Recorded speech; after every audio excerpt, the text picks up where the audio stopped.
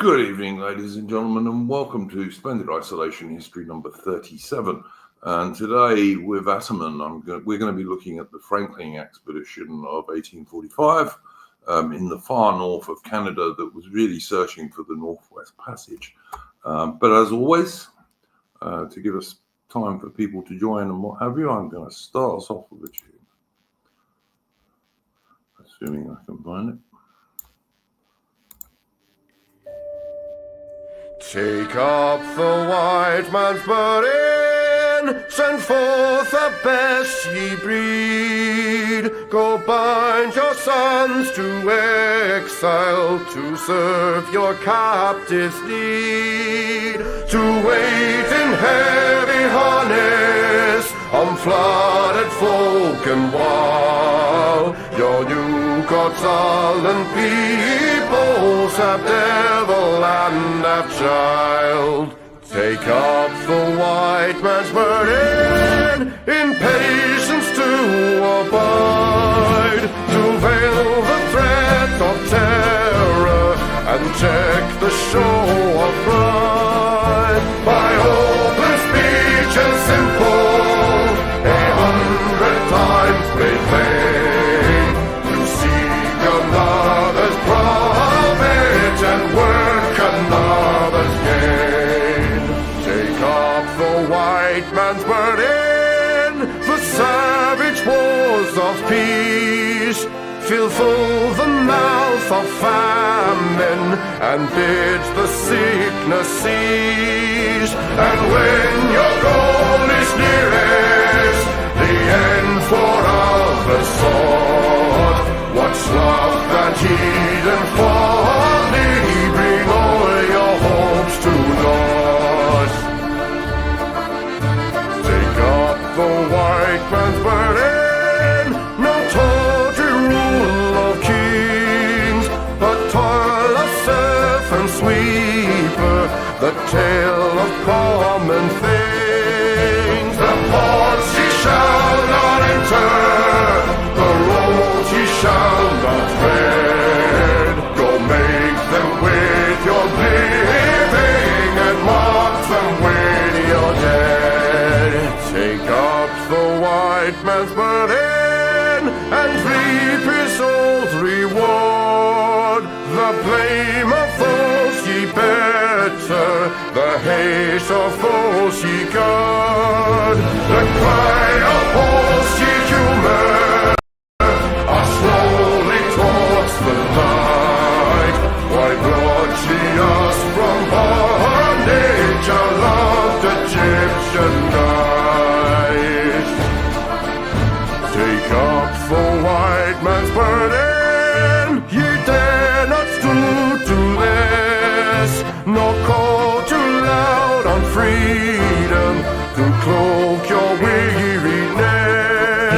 By all ye cry or whisper, by all ye leave or do, the silent, sullen people shall wail gods and you.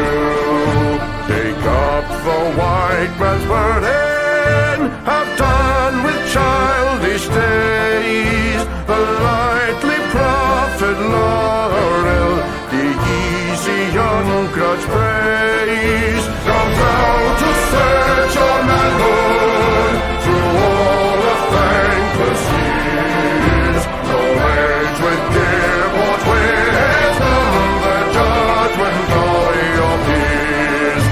Take off the white man's burden through all the thankless years.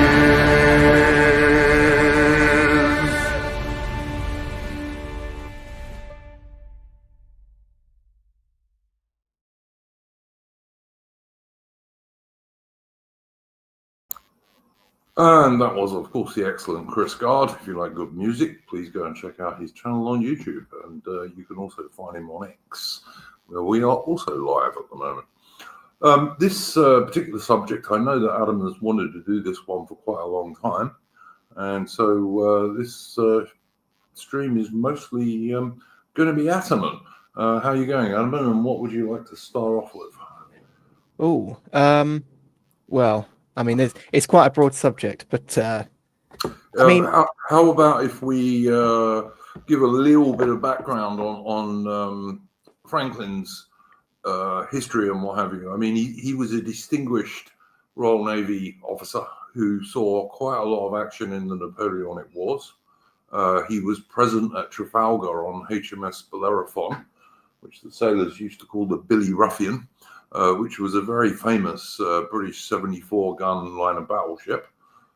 He was also with Nelson again at the Battle of Copenhagen, when Nelson defeated the Danish fleet, which had been moored in Copenhagen Harbour and was quite difficult to even get at. He was the cousin of Matthew Flinders, the famous Australian Royal Navy Australian explorer, who was the first guy to circumnavigate Australia in HMS Investigator, and he was a member of that crew as a midshipman. And he'd been on 2 previous expeditions to the Canadian Arctic.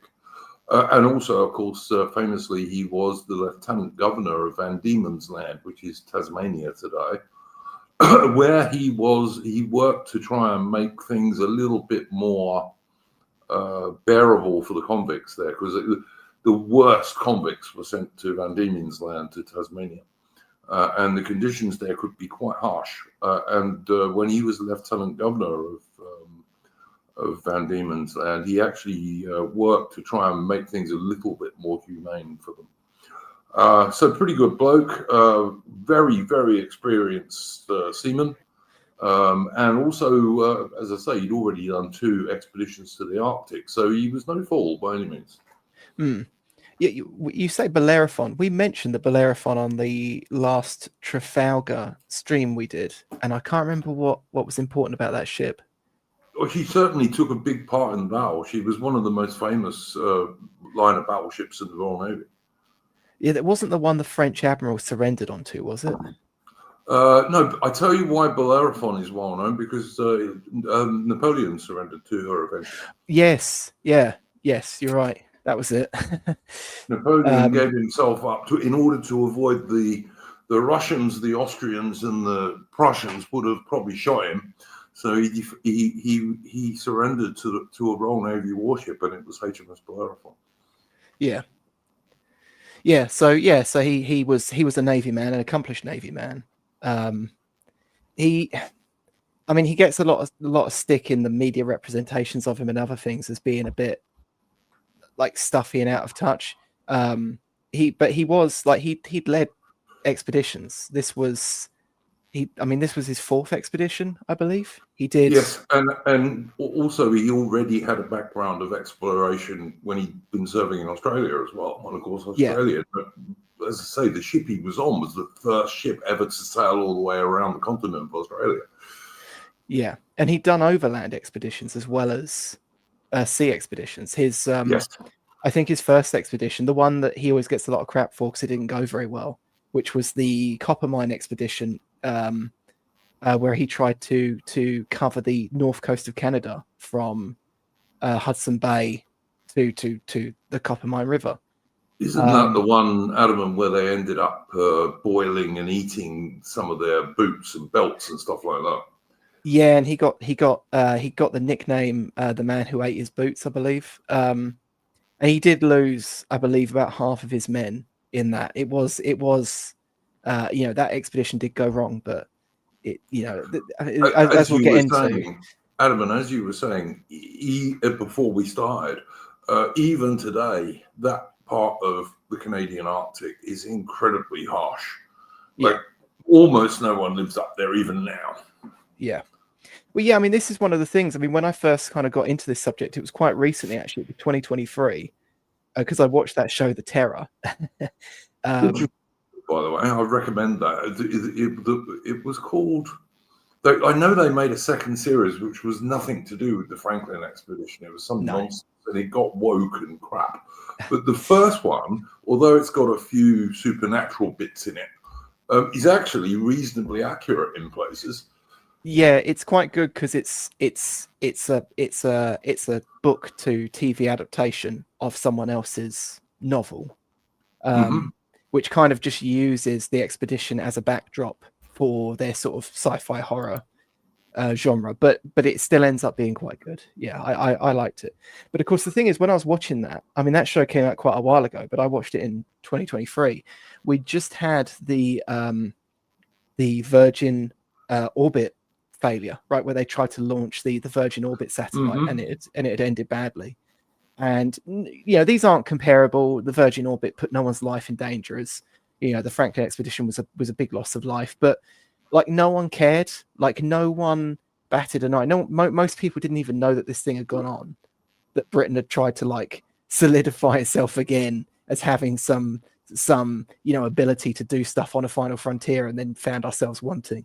I And mean, I it's worth mentioning that this was for 1845, and this is the year the expedition started. Yeah, So you're talking 10 years before the Crimean War, basically. yeah, yeah, Um, for 1845, the expedition was very well prepared.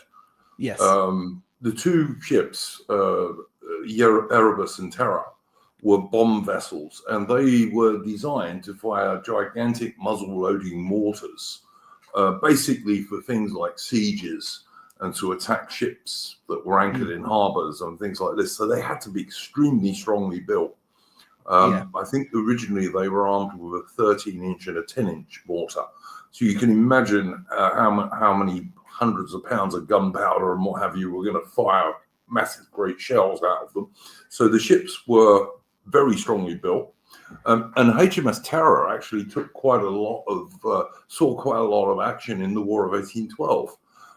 She was there when the British beat the Americans at the Battle of Bladensburg. yeah, She was at the Siege of Baltimore, which is where the Americans get their national anthem from, the Star Spangled Banner. She was also present when the British captured Washington, D.C.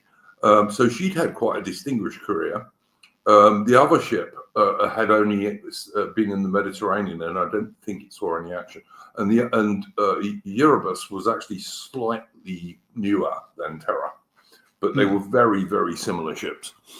yeah, And of course, because they had to carry these massive mortars and all the powder and shot for them, they had very big. They were able to carry a lot of cargo.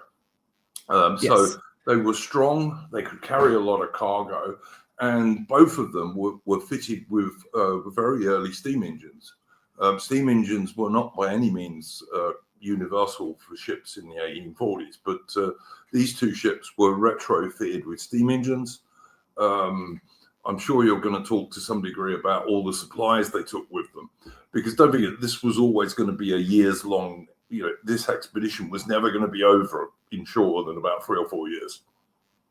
yeah. Well, I mean, this is part of the reason why a lot of these captains that were more on the sort of explorative side of naval service favored mortar boats and other such vessels, because they saw them as hardy, very durable, capable of taking on like the pack ice and everything else, and of course big enough to carry provisions for long periods of time.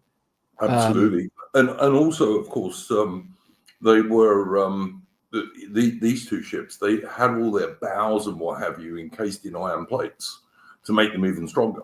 Yeah, yeah, And and there was even a rudimentary way of heating the ship from the steam engines.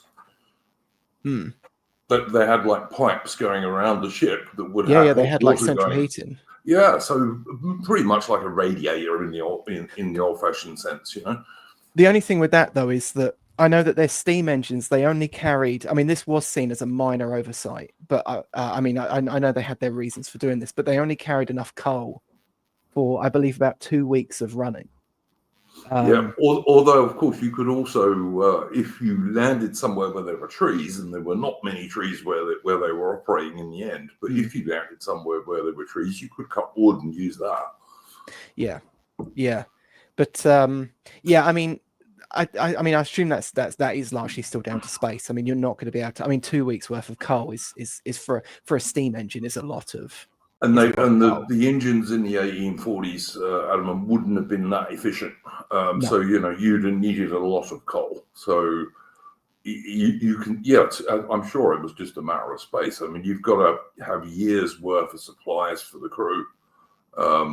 Water's not going to be your biggest problem because you can always you can probably melt the ice. Yeah. But you had to carry a lot of supplies. I mean, there were how many people were there in the crew altogether on the two ships? It was 120, I believe. I've got it somewhere here on my notes. I believe it was 120. Yeah, that sounds about right. About 60 men per ship, officers and men. And that included, I mean, the sailors would have all been experienced Royal Navy sailors, and they also took some Royal Marines with them, so they were quite well armed. The ships themselves, by the way, although they were bomb vessels also carried like 10 normal cannon on 5 on each side, so they could defend themselves and what have you. And they probably still had a couple of guns on them as well. But they were big, roomy ships that could carry a lot of supplies. Yeah. I'm just trying to double check that figure.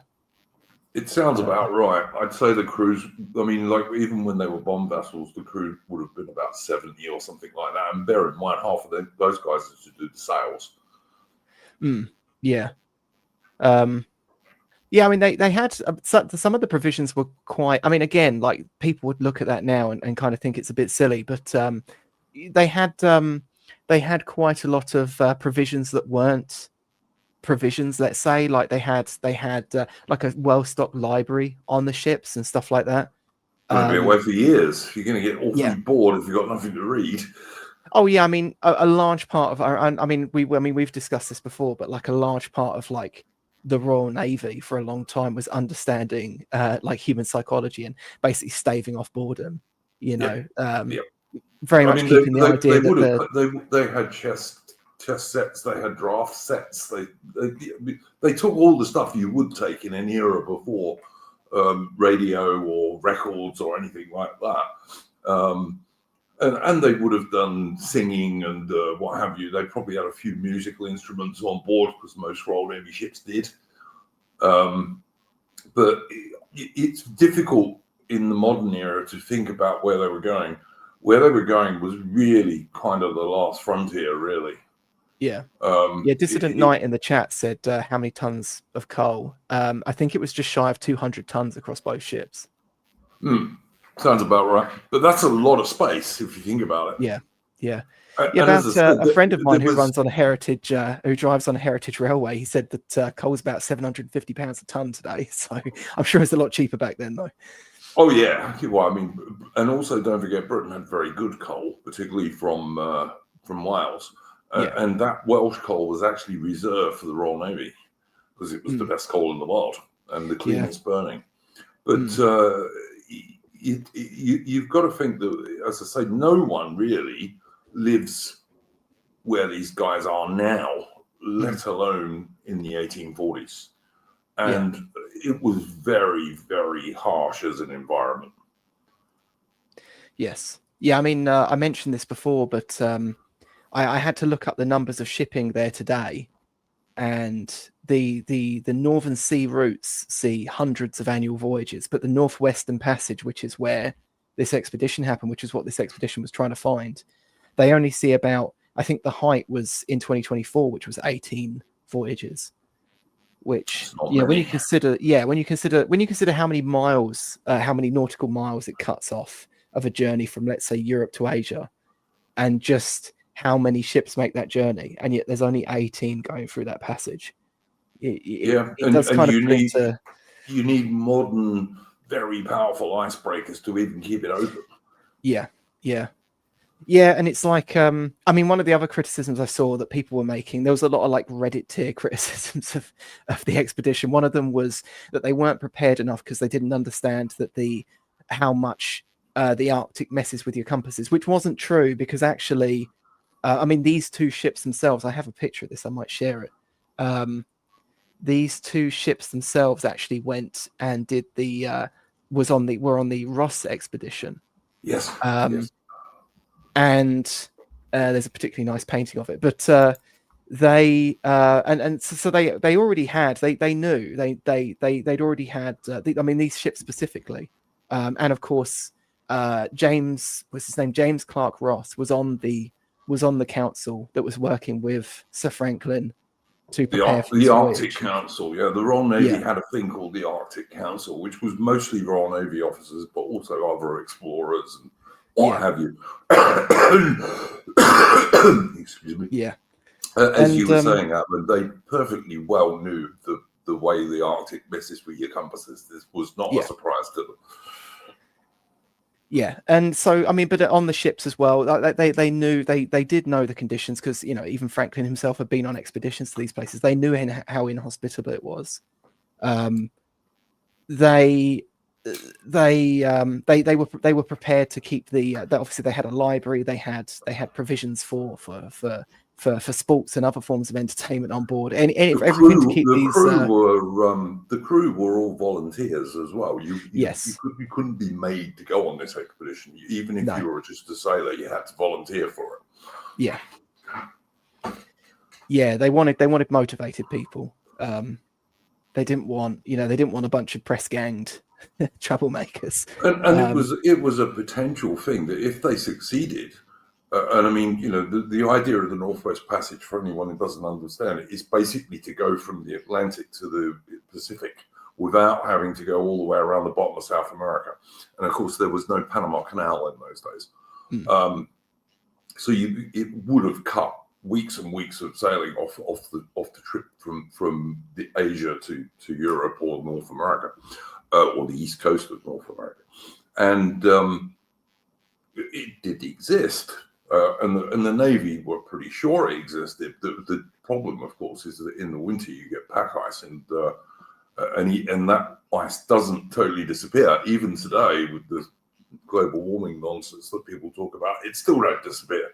The total pack cover is pretty much the same now as it was 25 years ago, despite all the doom and gloom merchants. But you could have saved a lot, and anyone who was a member of that expedition, if they succeeded, was going to be quite famous, Yes, yeah. I mean, there's a little bit off topic, but there's that famous newspaper clipping that people like to post that I'm always thinking about all the time, with Scott of the Antarctic advertising one of his expeditions. It wasn't Scott; it was Shackleton. Yes, yeah, Shackleton, yeah. Shackleton, yeah. Absolutely. Yeah, because I actually I've got a pair of boots from the same shop he got his boots from. Cool. for that expedition. But yes, Shackleton, and he said, what did the advert say? It was like a low pay, low chance of success, survival uncertain. Yep. Fame in if we succeed, or something along those lines. Yeah. It's quite famous, and it's like you need men like that. Otherwise, you're not gonna be a great world-spanning empire like Britain was. Yeah. I mean, this is again, this is something that like Peter Hitchens kept complaining about. It's like when they would talk about the Royal Navy during the days of Franklin in history in school. They'll talk about like the bad health and safety on the ships, or like the press ganging, or the bad conditions. No one talks about like what inspired people to do these sorts of incredible things. And of course, the press gang had been got rid of by 1845. Yeah. So it wasn't even used that much, like during its supposed heyday. No, and it was only it was basically a way of getting trained sailors who they needed in the days of sailing ships. And you couldn't just do it anywhere. It had to be around within a certain distance of the coast or a major port like London or Bristol or something. Yeah. But this is why, I mean, when I watched that show and I was thinking of like the Virgin Orbit launch, this was why I kept like, they're not the same types of expeditions, but no one even, like, if you asked a regular person on the street, no one even knew what the Virgin Orbit launch was. And yet, if you'd asked the person off the street about the Franklin expedition in 1845, or let's say by 1849, where people were starting to get a little worried, you would have probably not had to gone far to find people who would have talked at length about it. The public mood surrounding expeditions was a lot more gripped back then than anything that you could do today. But it would almost, Adam, the expedition, probably the nearest thing you could think about it was when the Americans were doing moon landings. It would have been something like that back in the day. Yes, yeah. People would have followed it as best they could. We don't have anything like that anymore, which is a shame. But of course. So the ships sail in May of 1845, and they've got they're well provisioned. They've got a good crew. Some of the other crew members they had Captain Francis Crozier, which was he was the commander of the Terror, the HMS Terror itself. See if I can get a picture up of this guy.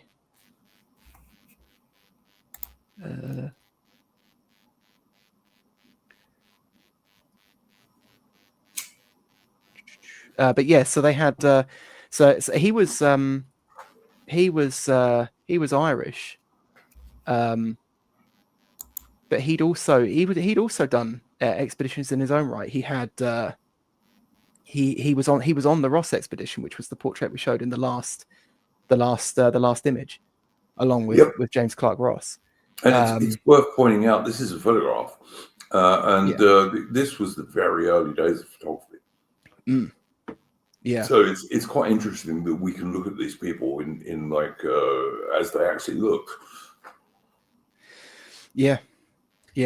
It's they funnily enough, I mean, that was another thing that came up because when I was looking into it, there's a famous, I couldn't quite get a good photo of it, but there's a famous set of portraits that are the photographs of all the crew that were taken just before they set off, and this was given to Sir Franklin's wife, whose name escapes me, and they were basically lost for a long time. Like no one could seem to find these, and they resurfaced, I think, in the last decade or so.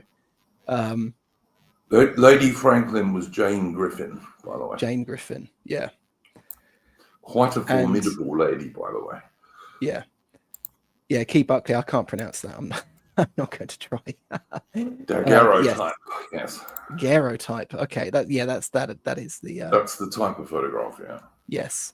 Crozier. I mean, he's quite an interesting figure because, I mean, there was all these weird theories about following the expedition that they actually put in that show, The Terror, where he goes off and lives with the Inuits. I mean, the reason that came around was because there was this rumor that he had an Inuit name. He did because he got it during a previous expedition. I did write down somewhere down here, but I've written so many notes, I'm kind of getting lost in it now. That's okay. But I know there were rumors that some of the crew might have lived with the Inuits for a while, and that did happen with explorers in the high Arctic sometimes. So it is possible that one or two of the crew might have lived with the Inuit for some time. Yeah, and I mean, there is a bit of a funny goings on that comes up, which we'll get to sort of towards the end, I suppose. Which there's actually quite a lot of veracity for, but doesn't make much sense on reflection. But I'll go up to this next guy, which is the other captain of the. Is this Crozier? That was Crozier. This guy is James. James Fitzjames. Fitzjames, yeah, I know. Fitzjames, yeah. Hang on, let me put him up. There you go. Yeah, so he's another quite cool figure. There's actually a website dedicated to him. I imagine it's run by like a family member. It's quite an interesting little read. People can go and look it up. I think it's called I think it is literally just called Captain James Fitzjames. And they even have like a list of like his reading material, like his favorite books on there, which includes like that is it the Life of Nelson by Robert Southby or something. Yeah. Is From that not England. the book that's in Master and Commander? I believe so. Yes. Okay, and of course you've got Fitzjames here with his telescope in his right hand, Yeah. and he looks quite jolly actually. Yeah. Yeah. But yeah, another very accomplished captain. Quite a reputation on him, to be honest. He was in the Egyptian Ottoman War. He also served in one of the Opium Wars.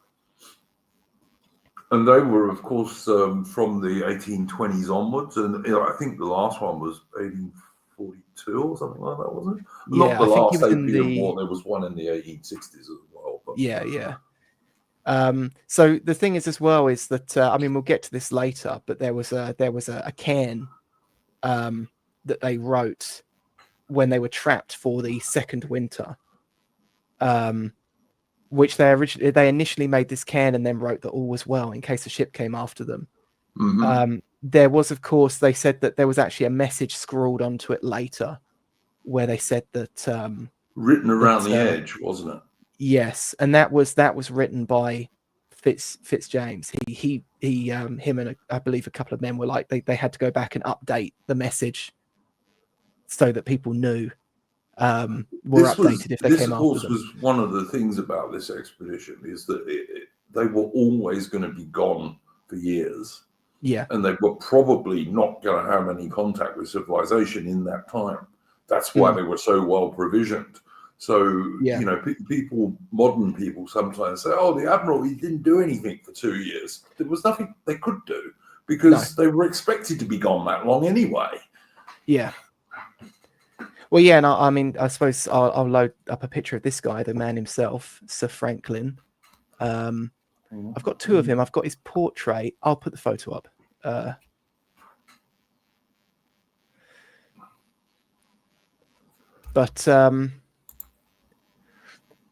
Yeah, so there's the at the time photo of Sir Franklin himself. You were saying maybe there was something to him being a little old. He does look a little old there, I will say.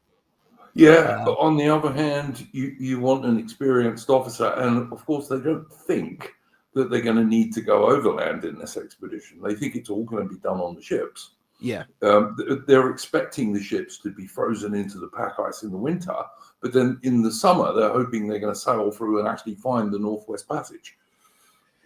Yeah.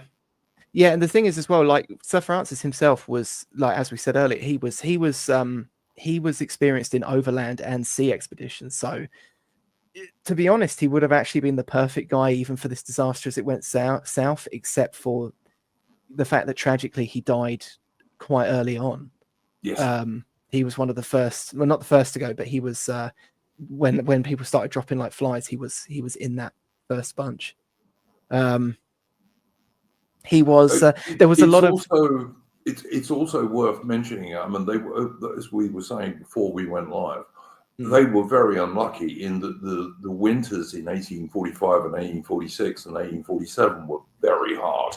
Like they were worse than normal Arctic winters. So the ice was much bigger. Yeah, I think that there was a point where it didn't defrost at all during the summer. Yes, so that's why they ended up abandoning the ships in the end. They were so firmly stuck in the ice, they just couldn't get them moved. And they would have tried all the normal stuff of like breaking the ice up in front of the ship with pickaxes and stuff like that. They did have engines. The ships themselves were very strong, and in fact, they found the wrecks not all that long ago, and they're in pretty good condition actually. Yeah. Funny enough as well, because maybe I should get this one up next. Actually, the map that follows the route of the expedition. Key Buckley in the chat is saying the hulls got crushed. Actually, they didn't. Key Buckley, they found the ships, the wrecks of the ships, and they're actually quite intact and in quite good condition. Yeah. Let me get rid of that one and put up this one. There you go. This is giving people an idea of how remote this place is. That's Greenland at the top right there, and there's not a lot of people in Greenland even today. This is almost like uninhabited part of the world. There's a few Inuits up there, but not many. And Yeah. as I'm sure Adaman is going to tell us, even the Inuits didn't go much to where the expedition ended up. Well, yeah, I mean, this is so they were spotted in Baffin Bay there by whalers as they went into the passage, and that was in, I believe, June of 48. Last time they were seen alive, I believe. Yeah, and it's essentially they went in. I mean, they actually got turned around at one point. They took a wrong turn, as you can see on the map. I don't know quite how that happened or what went wrong there, but the funny thing is you can see just at the bottom there, King William's Island, William Island. At the time, they actually thought that was King William Land. They thought it jutted out. They didn't think they didn't realize it was an island. They thought it was a peninsula. Yeah, so they went down the. Yeah, sorry, go on. The whole of this geography was very poorly understood, even by people who'd been there at the time, because of the ice. Yeah, and and so they went down. You can see the west side of King William Island, which is actually by far the most treacherous waterway around that area. The pack ice gets pushed into it, doesn't it, by the currents and the wind and what have you. Yeah, and they got pretty bogged down there. The thing is, as well, is that of course they took to land. They built the cairn and stuff, and when they actually went to go across the land, which I believe just across King William Island, I believe that's like 250 miles. Someone in the chat, Adam, is asking what time of year this was. They set off in the spring, didn't they, of 1845? May of 1845, yeah, and they were last seen by the whalers in July. So they tried to time it for the height of the summer, such as it is in that part of the world. Yeah, they were stuck. They were stocked up enough. They had provisions for 3 years, even though they expected they would get through in like 18 months. Exactly, and also, of course, they were, and this will come up later on as to one of the things that might have gone wrong. That there would have been like seals and polar bears and what have you that they could shoot. Yeah. This is the thing as well. Yeah, like they believed that they would be able to get game if they had to. Like they had food for 3 years, but even if they had to, they thought they'd be able to get by. But the thing is that, I mean, even King William Island, the Inuits themselves said that they never really went that far north because the game up there is so few and far between.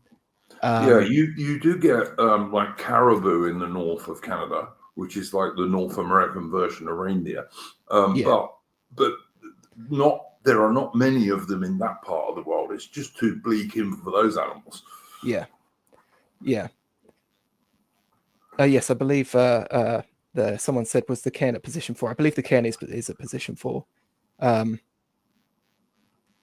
One of those spots. Hang on, let me get the map up on my side so I can have a quick look. One of those just spots. while you're doing that, Adam, and I will just say to people, if you want to support the channel, you can do so. Please hit the thumbs up button, the like button. It really does help. And if you want to support the channel financially, you can do so via Entropy, and also you can ask questions in Entropy, and we will address those towards the end of the stream.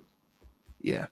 So yeah, spot 4 on the map up near Devon Island. That's where they wintered the first time. But the cairn they built with the all well message was at spot 5, just off the coast of King William Island. And yeah, that was in the winter of 46. And spot number 6 is where they had to stop again in the winter of 47, which kind of shows you how little they could move, like how little the ice was sort of defrosted by that point. I think the small map on the bottom right is quite useful to look at because it shows Greenland to the top right, and then of course Canada and the top bit of the USA in that photograph, and Alaska is the bit sticking off towards the left. So this is the very, very harsh part of the world they were in. Well, this is the thing as well. I mean, even today, Hudson Bay is considered a very harsh part, and this map is north of Hudson Bay.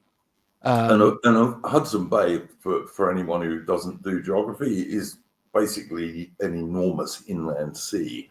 You know, it's a bay, but like if you're in the middle of it, you certainly can't see anything around the edges. You know. Yeah. And I mean, this is the thing as well. When they took to land, so it's still a bit uncertain why they took to land. I suppose they just thought at that point the ships were never going to get free. Yeah, you can either wait until you got no supplies left, and if you wait till you got no supplies left, then you got no chance of getting away. Yeah. If the ships are stuck fast, which presumably they were. I mean, bearing in mind, they would have been drifting with the pack ice, basically. Well, this is the thing. I mean, you can see number 6 is where the ships were still trapped when they left them. HMS Terror was discovered in Terror Bay, which is actually on the south coast of King William Island. But the thing is, of course, we don't know how long it was from the time they were abandoned to when the ship sank. Yeah, this is the thing. You know, they over 150 years they drifted, you know, sort of 200 mile down the coast. Somebody here is asking about lead in the boiler pipes. I know, Hasser 7, that Adaman's going to address this possible lead poisoning theory during the stream, so he will get to it for sure. Well, should we go to that now? Because that probably does. Maybe that goes into because this is, of course, one of the theories is that the reason why they might have abandoned the ships is because they were kind of succumbing to poor decision making, because they were getting things like scurvy and lead poisoning and other such conditions. They probably weren't getting scurvy, to be fair. No, because the Royal Navy by this stage knew how to stop that. And the reason that the Americans call us British guys limeys is because of the lime juice that Royal Navy ships used to put in the rum to stop people getting scurvy, basically. And it did work. Yeah, I mean, that was part of what the tinned food was supposed to help as well, because it meant you could have like tinned fruit and vegetables like and stuff. Yeah, absolutely. But and of course, this was another major innovation. Like, this expedition had all the mod cons that an 1840s expedition could have. You've got to understand it was very advanced, like steam engines on the ships, reinforced ships, tinned food, and it was. You know, the Navy had always subsisted on things like salt pork and salt beef and ship's biscuit, and they certainly had plenty of that. But they also took tinned food, so they had soups and stews and even tinned meat. Yeah, but I mean, so one of the theories is that, which I do think has some merit, is that so they had this tinned food, and people believe that the tinned food wasn't sealed properly. So the company that made the tinned food hadn't previously made tinned food for the Navy, which I think made some of the Admiralty a bit nervous about using them. Yes, I've heard that. They also made tinned food from that batch that was used on other ships where we know there wasn't any incident. But it was believed that maybe this order was slightly rushed. They put it out a bit quick. But most of this tinned food theory comes from the fact that one of the researchers who exhumed the bodies of the 2 people that died quite early on, and they're very well preserved. Yes, like you can find photographs of these people on the internet. I'm not going to put those pictures up, but no, I think we might get into trouble with YouTube for that, ridiculously. But because they were buried in permafrost, the bodies look like they were buried 2 weeks ago, basically. Yeah. Like, you can see all the details of their clothing, and even their eyes are still there, you know? Yeah. And they said that they believe that one of the bodies had been autopsied as well by one of the ship doctors. Mm-hmm. They'd had the scars when they exhumed the body. It had the scars from an autopsy. So clearly the people on the ship had some sort of concern about something. And they were you know, trying to cover all their bases and make sure that there wasn't anything untoward happening. But so one of these researchers who they autopsied the body, they looked at a can they found at the site. I believe there's actually a pile of cans at one of these sites, like a small pile. Yeah, a And big pile of rocks. A cairn is a big pile of rocks, no, by the no, way. a pile of actual food cans that were left over Oh, from cans! I beg the your pardon. Yeah, expedition. I Yeah, know. There's Yeah, there are lots of cans around where they yeah, camped. yeah. And this researcher who isn't necessarily a researcher in metalwork or anything like that. They believe that the worlds were a bit shoddy, and maybe there was either lead from the slag, right, from getting into the food, or that the seals just weren't that good. And also Although, they found there was as we were yeah, saying before the stream, Adam, and I see DA Debates 617 is asking this or saying the same thing. In the 1840s, like most people would have had higher lead levels than we have now, because there yeah, was lead everywhere in the 1840s. I mean, it was in most paint, for example. yeah. So So, yeah, but so having it's slightly possible. raised lead levels is not conclusive, really. Yeah, yeah. I mean, that's what they said as well. One of the exhumed bodies had higher than normal levels. But yeah, I mean, it's very up in the air whether that was the case or not. I mean, I suppose it does answer some questions, but There are other possibilities. For example, they would definitely, any game they did come across, they would have been chewing. So, seals, polar bears. And there's a disease from that part of the world which is very common in the animals that live up there, which it's also pretty fatal to humans if you eat too much of the meat. yeah. Apparently seals in that particular part of the Arctic can actually can like carry a type of botulism in their blubber, which is kind of nightmarish when you think Yeah. everything else they're up against, and even the game meat in the area is like potentially toxic. And there's also a disease that polar bears get, and like one of the few animals you almost certainly could shoot up there would be polar bears. And someone in the chat earlier said it's not easy to eat bear meat. No, it's not, but it's probably preferable to starving. And there's a disease that polar bears get up there, which is also fatal to humans if you eat much of it.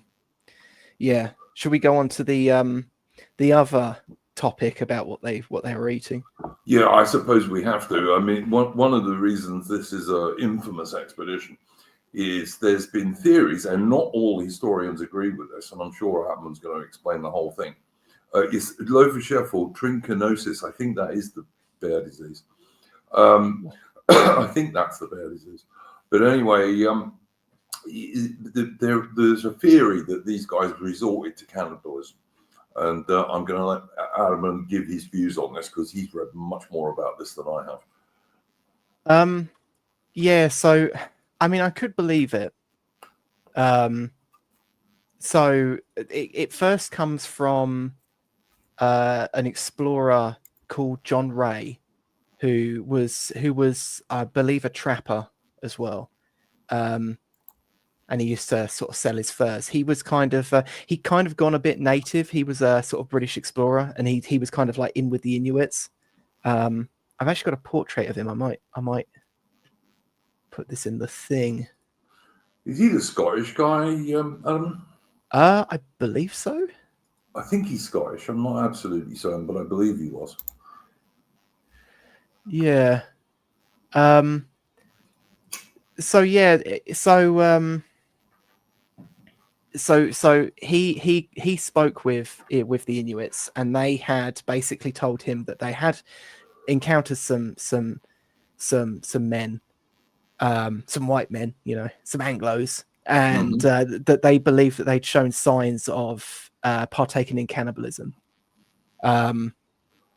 I'm not sure exactly what's kind of implied by that, whether they sort of picked up on a certain temperament or whether they said it was kind of implied that they said that they saw like human parts in their pots, but that seems a bit caricaturish.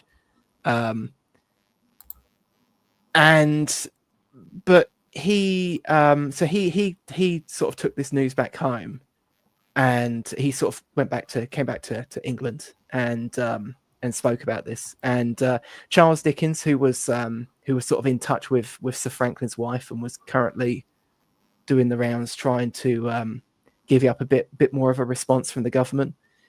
Took a bit of umbrage to this. As did most of the Arctic Council, because a lot of those guys have been on expeditions. A lot of them have been on expeditions that hadn't gone well, and they basically all staunchly claimed that naval men, you know, and Brits generally didn't really partake in that sort of thing. Well, it's certainly, especially back then, when people were much more explicitly religious than they are today. It certainly would have been very, very much against the grain. Now, did it happen at sea with survivors in lifeboats and stuff? Occasionally, yeah. It wasn't common, but yes, it did happen occasionally. Yeah. And I mean, he got into quite a lot of trouble about this, didn't he? He did. Yes. Because, you know, they were saying it was impinging the honor of the sailors and the Marines. And but on the other hand, there is some evidence for it, like cuts on bones and stuff that they found. But we're not absolutely certain whether that could have been done by the Inuit. Although you're not allowed to say that, of course. Because the Inuit, it was a very harsh place to survive, even for those guys who were used to it. And it also could be the result of like animals like polar bears and what have you, gnawing their bodies. That's also possible. Yeah. So so there is actually, I believe there's a guy nowadays called Ernest Coleman, who's a historian. He kind of gets phrased as a bit of a kook for this position, but he doesn't believe the cannibalism narrative either. He's the ex-Royal Navy guy, isn't he? Yeah. And he absolutely says now they didn't commit cannibalism. And to be honest, there's not really cut and dried evidence either way. No, I mean they say because the implication. I mean I always found this kind of strange, but the implication is that because the cuts on the bodies. The reason why they say it was endemic of cannibalism was because they were saying it was specifically cutting off the parts of them that made them look human. Yes, like hands and feet and stuff. Yeah. Which I know that this is a thing. When I've read like survivor accounts on this stuff before, I know this is actually a thing. Usually, though, what they do is they take meat from like the glutes or the thighs, places that aren't recognizable. They don't necessarily sit there and hack someone's face off. No, indeed that not. that kind of, I don't know, that kind of seems to speak to, you know, maybe something else, but again, it's one of those things we're never really going to know. I'm not going to hold it against them, you know, posthumously, if they did, because it was a horrifically dire survival situation. Well, I mean, bearing in mind, even by the point that they abandoned the ships, not only have they lost Sir Franklin, they lost, I think, about 20 to 25 other crew. Yes. Which is if you think back to like old battles, if you lost that many men out of a unit, that unit's gonna fall apart. It could, yeah, it certainly could. They were suffering quite heavy losses, and you know, as you said earlier on, that, and there were only 120 odd of them to start with, you know. Yeah. And by this time, this when they abandoned the ship, that was 1848, wasn't it? I think. Yes. They set off in 1845 in the spring, and they finally abandoned the ship in 1848. And I think it was like right in the middle of the summer, basically, because they knew by that stage the ship wasn't going to move. Yeah. And the thing is, so the other thing with the cannibalism thing, I mean, I don't hold it against them at all. It is, I mean, this, as we say, these are horrific conditions they're in by this point. There was 2 crew members that they believe were sort of used essentially for this. If this was the case, there was one crewmate, which was the one that they found the cuts on. They do also believe that Captain James Fitzjames himself was one of the ones that may have been used for this. But again, it's almost impossible to say. Adam, and how far away from the nearest civilization were they when they abandoned the ship? So that's the thing. So when they abandoned ship in 48, the plan, as a lot of historians seem to understand it, is they're going to go south to the Back River, which you can see right at the bottom left of the map there. Yep. Just across King William Island. It's about 250 miles, I believe. But there wasn't much there, was there, if anything? Well, so this is the thing. So it's believed that halfway across King William Island, what remains of the two crews splits up into three. So some are going to keep going south to Back River. Some want to go east to Hudson Bay, which is even further. That's 2,000 miles, basically. Yeah. But the thing is they were just going to Back River in the hope that there was going to be some traders on Back River. But that was only occasionally were there anyone there at all. Yeah. Whereas Hudson Bay was a bit more. It was a bit more of a certainty, but it was so incredibly far. I mean, you can see 2,000 miles, guys. Yeah. What you got to understand is walking through really rough terrain, like it's like tundra. Even in the summer, it's rocky tundra. There's no trees, very little wildlife, and it would be like you started off at Land's End, and you walked up to John O'Groats, and then you'd have to go from John O'Groats all the way back to Land's End, and actually, it's a little bit further than that. So you just imagine doing that through really, really rough terrain where once winter arrives, it's all snow and ice anyway. But even in the summer, it's just tundra. And really, it's all, you're asking an almost impossible ask.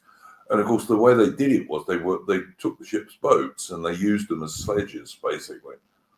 Yeah, which were very heavy. Yes. Because they were strongly built. If you look at the thumbnail for this stream, that's one of the boats. Yeah, I mean, I believe that they were like some of those boats were like upwards of a ton. And then you're loading them full of supplies, of course, and food, such as you've got. Potentially sick people and anyone else. Yeah, absolutely. Anyone who wasn't good enough to march and haul the boats, you would have had to have pulled them along as well. Yeah. So yeah, there's another character who comes along a little later, who I'll put the picture up for below. And this guy's name is hang on, where is he? It's the picture. So this is an American called Charles Francis Hall. This guy actually comes around a bit later. And he basically kind of sees it as he's I believe he's a bit of a quite a Bible thumper, and he sort of sees it as his mission to sort of find out what happened to these men, and he's of course also got a relationship with the Inuits as well. He's also got a little native. Yeah, you can see the Inuits in the picture that you put up there. Yeah, so he had probably even a better relationship than John Ray, who I posted up earlier. He was able to talk a lot more with the Inuits about what they saw. And according to some of the Inuits he spoke to, and this is why I said there might have been 3 groups on King William Island where they broke up into 3 groups, that actually the Terror was still manned up until either late 1949 or early 1849 or early 1850. Yeah.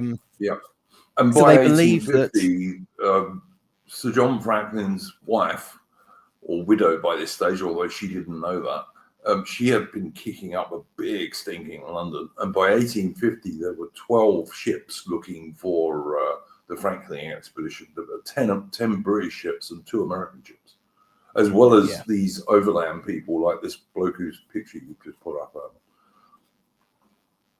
Yeah. And so in 1948, they bought a merchant ship, which they renamed the HMS Investigator. That's the second investigator we've mentioned in this stream. Yes. And that in 1950, they send this out to go as a rescue ship. And people were saying this was quite late, but of course, they were expecting the ship to potentially the expedition to potentially take several years. Yeah, the Admiralty in London, the Royal Navy in London, they weren't very worried in 1848. No. Because they had enough supplies to go to 1849 anyway. Yeah. And the other thing as well is like, I mean, this kind of goes into the thing. It was, I mean, I was saying about the Virgin Orbit flight earlier. Obviously, people often talk about space as the final frontier and like the seas as the last frontier. I mean, the seas weren't really a frontier in their own right, were they? By the time we'd kind of mastered a lot of the rest of the seas, the Arctic was really the last frontier. Yeah, I mean, it's comparable. The only place even slightly comparable to it is somewhere like the Sahara Desert or some bits of Australia, actually, where plenty of explorers did die. Yeah. The problem is that even if they got into trouble in the Arctic, what were the Admiralty back in Britain to do? If you sent in another ship after them, and this is the thing, the HMS Investigator also had to be abandoned. It searched for 3 years. Funny enough, I mean, when it first entered the passage was probably the last time it could have actually picked up any survivors, and by then it was really too late. But even the Investigator by 1853 also got stuck in pack ice, and they also had to abandon ship. Though luckily they were able to get out. They weren't as far in as the Franklin expedition was. And the weather wasn't quite so bad either. I mean, as we said earlier, Franklin was unfortunate in his men in that he got very harsh winters and of course no one could tell this in advance. No. Yeah, and I mean, even we were saying about how the Terror and the Erebus were found more recently. The Investigator was actually the first ship from those, essentially those three, that was discovered. Oddly enough, and it was also discovered by a ship called the Investigator. There's number 3. So, yeah, it's the implication is always that this was somehow like a underprepared expedition. It wasn't, but it was a fated expedition. The weather was against them. They had a sort of series of events that was sort of like a series of sort of bad luck, essentially. It just nothing really panned out in their favor. As prepared as they were, and they were very prepared. As we said, they had food for 3 years. They only had about 20 days worth of, or 2 weeks worth of sailing coal, but that was still about 200 tons across the 2 ships. Yeah. And in an emergency, Alan, you can also take bits of the ship you don't need and burn those. Yeah, if you absolutely had to. Because it's a wooden ship, basically. So yeah. Yeah, it's just we took 2 ships full of very, very brave men and a lot of expertise, but we just put them into an environment that was just significantly harsher. It was worse than was expected, and in the winter you can just die of the cold there quite easily. And even in the summer you can die from exposure in that far north. And then there's almost no food because there's, as you were saying, even the Inuit didn't go to the place they ended up because there's not hardly any game there. Yeah. I mean, we mentioned about the cairn earlier that was on the map. The cairn wasn't actually discovered itself until 1859. Yes. I mean, this was the thing. I mean, the thing is, sadly for the people back home, I mean, I think that they did erect a statue to Sir Franklin in London. I think that wasn't erected until the mid 1860s. Yeah. Which just shows how much of a mystery this whole thing was to people back home at the time. And the statue was largely because of his widow, who fought to get it put up. Yeah, she did. She was quite a formidable lady. She used to go storming into the Admiralty and saying, "You've got to send a rescue expedition for my husband and his men," and all this, Yeah, I mean, this is what ladies of fine society used to do back then, didn't they? They used to get their bee in a bonnet about something, whether it was their family or an issue, and they would start petitions and hold meetings and put together societies. Sadly not so much of that nowadays, which is a shame, but I mean, you still see some of that nowadays. You see that meme on TikTok where the guys are like, "Oh, I'm so rich, my wife's business loses 40,000 a month or something like that." So, there is still some of that, but it's sort of that energy is directed in a different way. But Ladies who lunch. yeah, but yeah, it's I mean, we don't know how long the Terror and the Erebus were stuck in that same position. They could well have still been stuck there in 53 when the Investigator was stuck on the other side of King William Island. Yes. Obviously, there was no aircraft in those days, so you couldn't do air searches. And so if the pack ice is thick enough, you simply can't even get to where they were. Yeah. And they're talking about frostbite in the chat. And Key Buckley said, Sir Ranulph Fiennes cut off his own fingers. I met Sir Ranulph Fiennes actually at the Marlow Theatre in Canterbury when he was given a speaking tour. That's pretty cool. It was very interesting. He was a very cool guy. I once rented the Fiennes' old house in crikey, where is it? It's somewhere outside London, and it's like a mansion basically. But I don't know if they still own it, but these days it's used as a hotel and what have you. And one of the people who sometimes rent it are the CIA in Britain. Bloody hell. Yeah. Yeah. But they did also send overland expeditions. I mean, like the Scots guy you showed earlier and this American bloke, they were doing overland things. So they were sending people from the south going north, trying to find them as well. Yeah. They expended a great deal of effort looking for them. Yeah.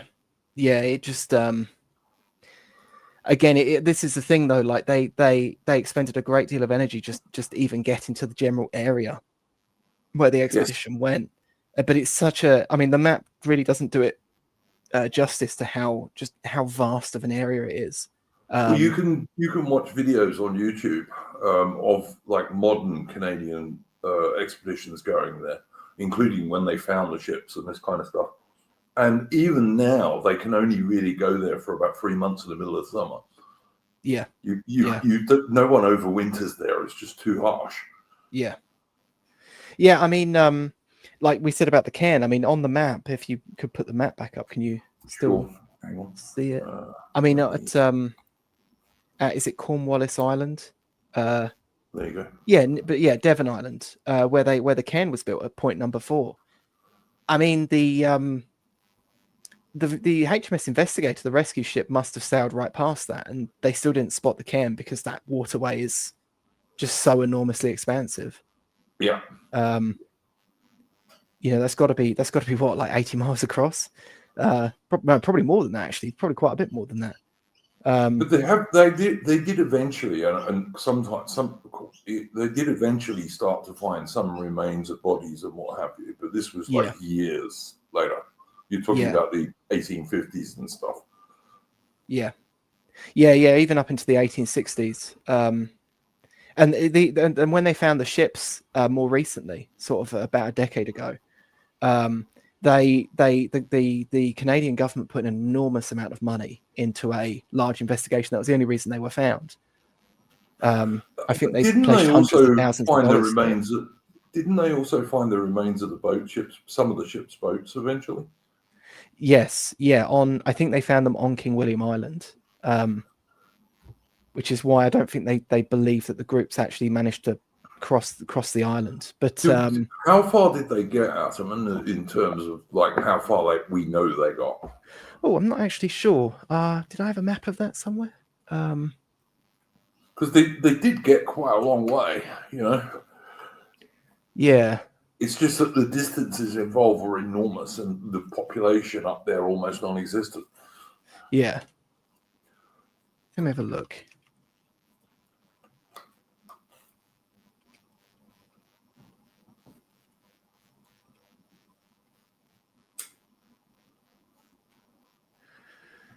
I know you can see video on YouTube if people are interested of them diving on the wrecks of the ships. And the ships are in quite good nick, actually. They were very strongly built vessels. And there's still quite a lot of stuff in them, like, cutlery and plates and telescopes and all the books and all sorts of things still in them. Yeah. Yeah, the HMS Erebus. Yeah, so HMS Terror, as I said, it was found off the south coast of King William Island in Terror Bay itself, which was of course named after HMS Terror.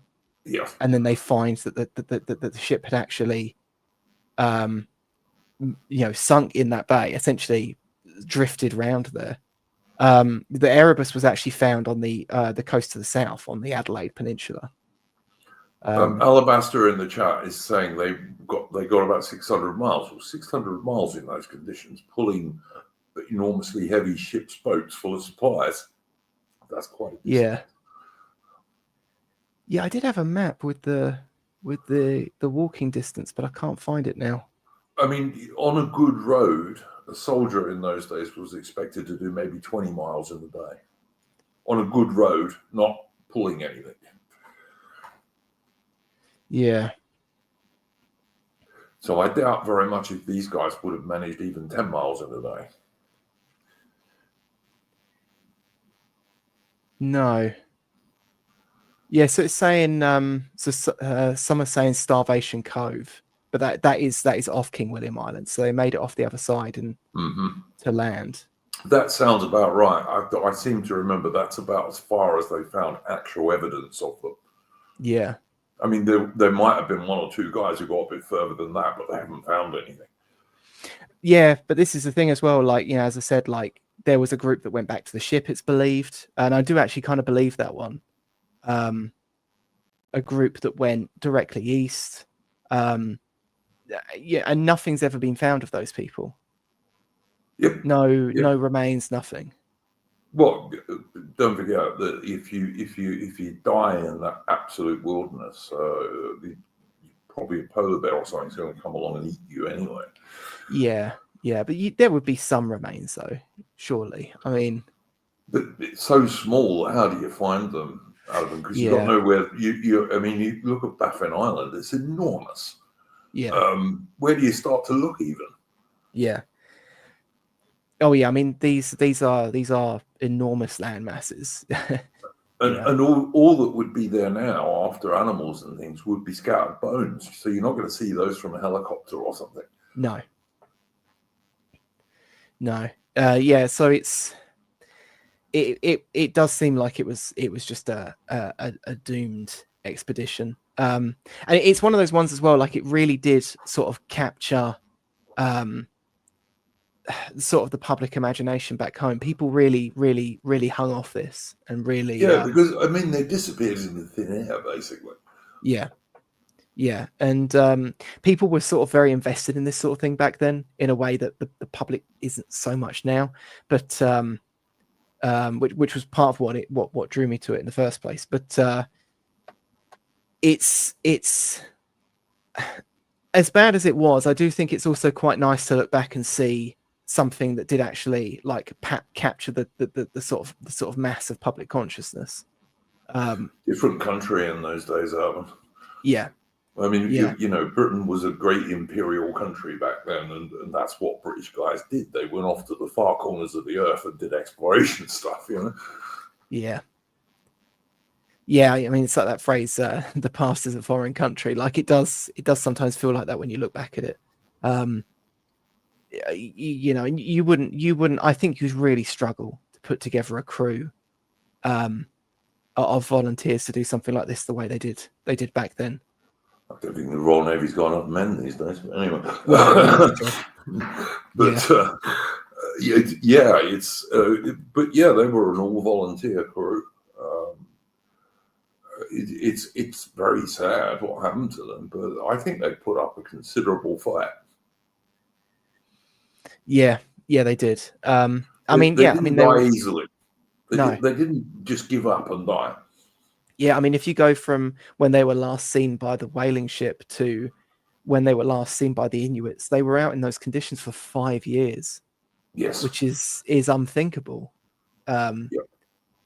You know, it's like they had, you know, they had 3 years worth of food and the ability to get game if they had to, but 5 years in it out there is is just horrifying to think of, just entirely within the Arctic Circle. Yeah, and I mean, you've got to think that you're looking, if to go there from Britain, you're looking at like 3 weeks or a month even to get there in those days. Yeah. And that's just to get to the general area. Yeah. It's oh yeah, I mean they unimaginable for modern they people. left England in May and they entered the passage in July. So yeah. So they timed it so they get there at the height of the summer, which is not much in those high latitudes. Yeah. Yeah, and it's like, you know, as I said, a lot's made. It is made out like there's a lot of like almost Reddit tier midwit stuff that goes around about this expedition today, where they try to make out that somehow the Admiralty was like fuddy duddy, but if the midwit shit libs that we had today were organizing it, suddenly they could make it work. That's obviously rubbish. You know, these people had incredible amount of expertise in this exact field. They pulled off successful expeditions. It was Franklin's third expedition to this exact part of the world. So if anyone knew the bloody place, he did. Yeah. Yeah, the ships were chosen for a reason. The provisions were well selected. Yeah, maybe the thing about canning, that could have been a problem. It's hard to say one way or the other. Yeah, it was quite early days for canning. It was a new technology. But in some ways, you've got to admire the Admiralty and the Royal Navy for using the most modern stuff they could, which they did. Yeah. Yeah. And also, not only Franklin, the two ships' captains were both experienced explorers. You know, it wasn't their first rodeo by any means. Yeah. Yeah. Yeah, they were both, you know, they were both seasoned Navy men and seasoned explorers. All three of them, I should say.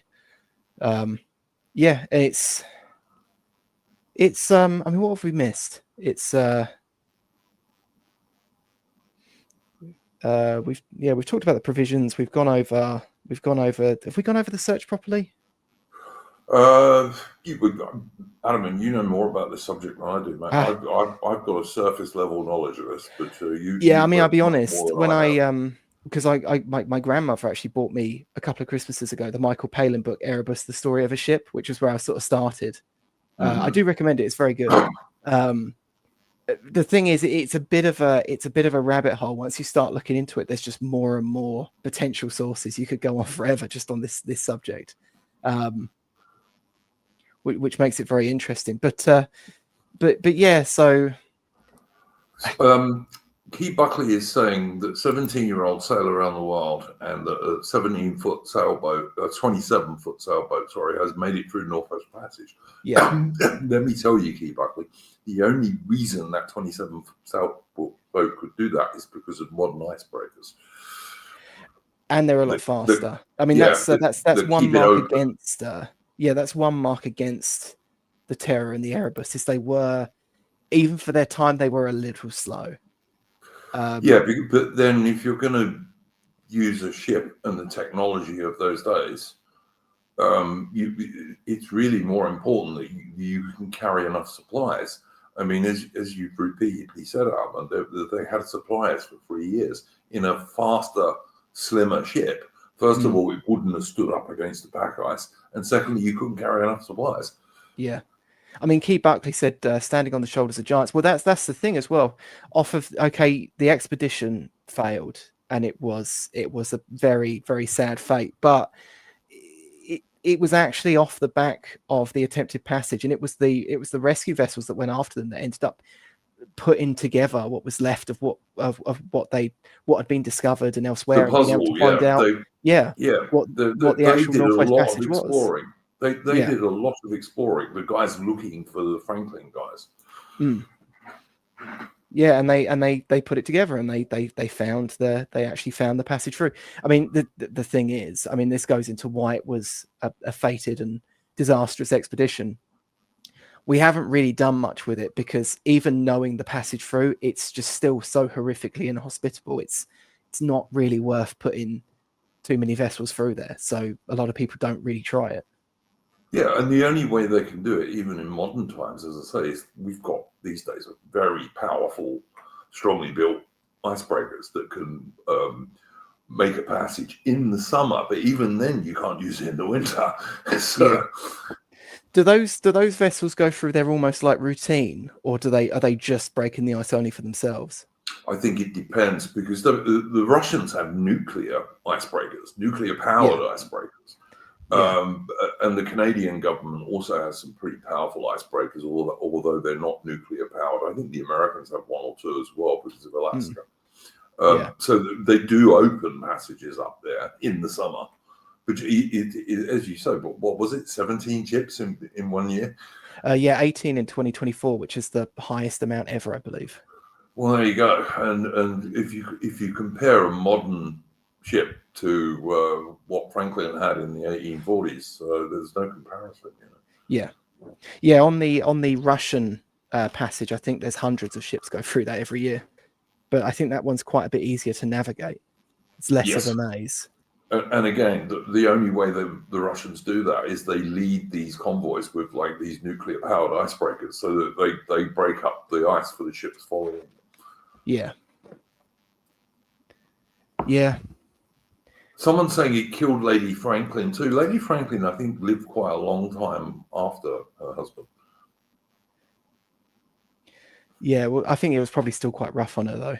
Oh yeah, she was deeply in love with her husband by all accounts. If you read her letters and what have you. And she was very concerned that his reputation was being tarnished by all this stuff about cannibalism and what have you, which is what got that Scottish guy in trouble when he got back to London. Yeah, Woodpit said same thing with George Mallory and Sir Edmund Hillary. Someone has to try first. Yeah. And they found at least bits. Well, they found all of Mallory, I think, but they found Mallory a few years ago, his body, and I believe last year, boot and a foot of the other bloke who was with him, whose name escapes me. I think is it Mallory that there's that book called Into the Silence that I read quite a while back. Kind of got me into mountaineering. I really liked that. Incidentally, the strong rumor is that the Chinese, and of course everything the Chinese do is run by the Chinese Communist Party, the Chinese might have found their bodies quite near the top of the mountain and chucked them off, is the rumor that's going around now. Yeah, I mean, there is a theory that God alone knows why, but there is a theory that Mallory did make it to the top and was on his way back down when he met his. But Irvin was the other guy. Woodpit 420. Thank you. Yes, it was at Mallory and Irvin. That's right. I think Irvin was a Scottish guy as well, if I remember right. So it's such a big subject to cover this, but it's also just so much of it is just unknowns. Trying to it was like even some of these guys definitely did make contact with the Eskimos, or the Inuit as people call them these days. But those guys had nothing spare. They really didn't. Even if they wanted to help, they probably couldn't beyond giving them maybe a bit of seal blubber.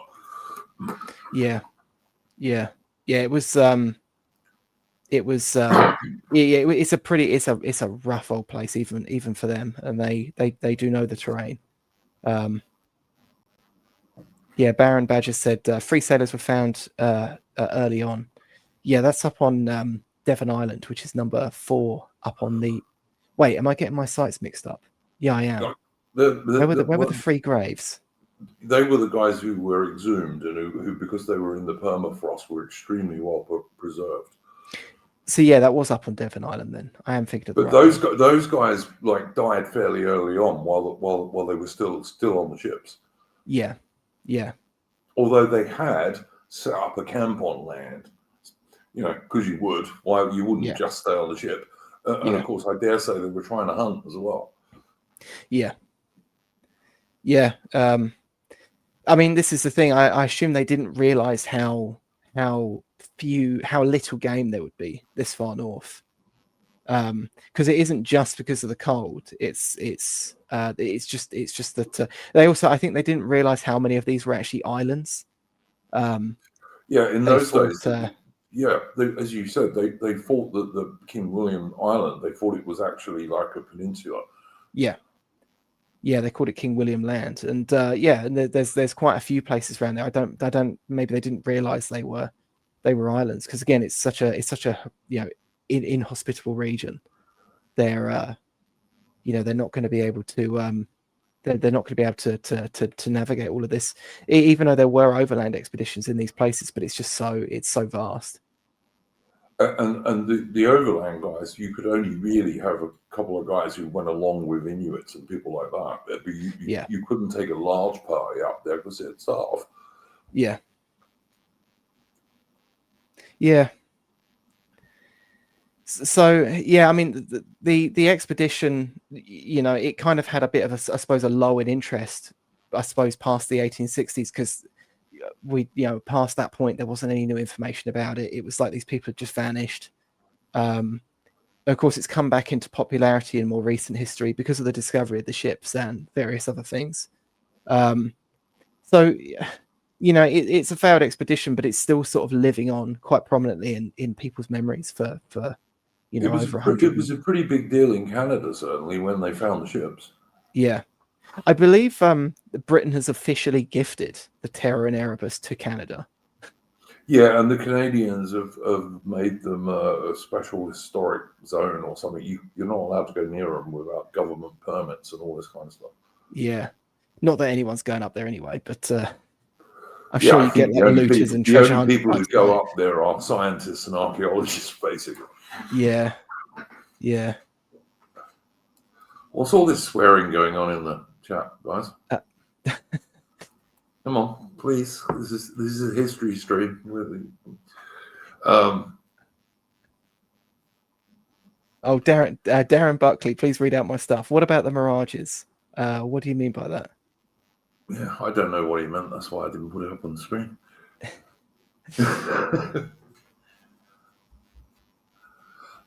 Someone saying the territory was still British at the time. Yeah, but Canada was still British in 1845. Yes, it was. Although it was largely self-governing and had been for quite a while. I mean, let's be honest, Canada's still British now. Like, okay, yeah, it might technically on paper be a sovereign country, but like if you were to look at the government, you'd just think it's the same as the British government. Sadly, from the Canadians' point of view, yeah. I mean, the Canadian Prime Minister is the former governor of the Bank of England, so, and he's an asshole by all accounts. Typical liberal lefty moron, globalist. Yeah. But I suppose it was when they found the ships, it was a pretty big deal in Canada. And someone saying Northwest Passage is the second national anthem for the Canadians. Yeah, probably true. Probably true. That's pretty cool. He's the guy who sings that died in a plane crash, and apparently he was trying to rescue some other passengers. That's why he died. Oh, yeah. He's the same guy who also did what's it called, Barrett's Privateers or whatever is one of his famous songs. Another one of his famous songs. Yeah. Yeah. So that's the Franklin expedition. But if you don't, Stan Rogers is the guy I'm talking about, yes. If you don't do stuff like this and you don't risk everything, which is what these guys did, you don't discover anything, and the world would still remain a mystery. If you were like most people who are not Anglos or Celts or Europeans, if you were like most people in the world, they don't explore anything because they just don't have that desire to know what's on the other side of the hill. Yeah.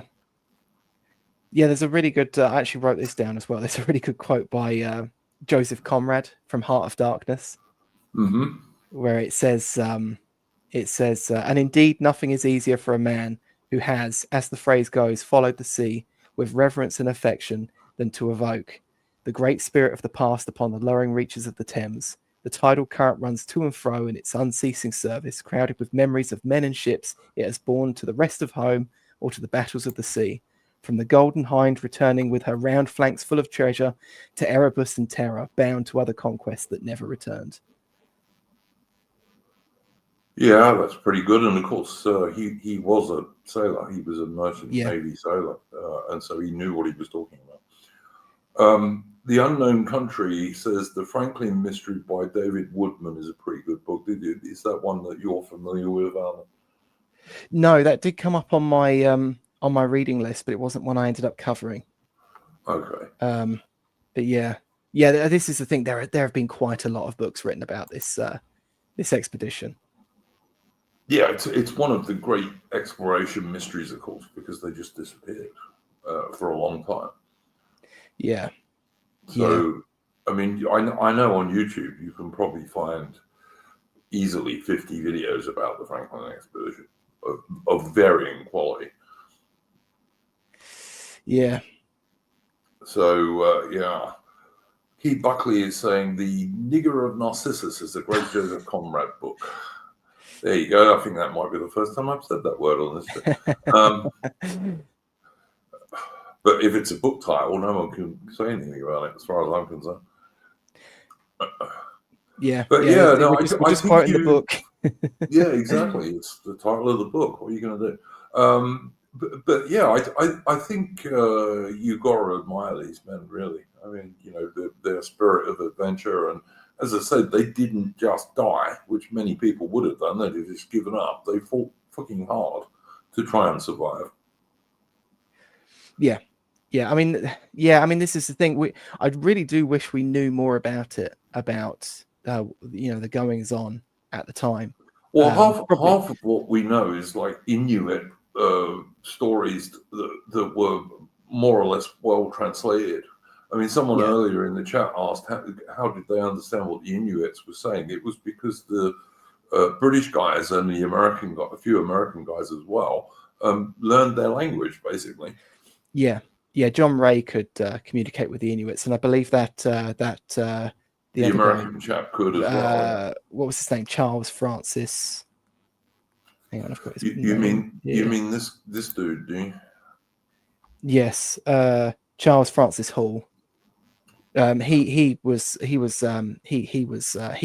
speak their languages pretty well. It was said. But that's how it happened, and it was the white guys learning the language of the Inuits, not the other way around. As was almost always the case in far-flung places in the world.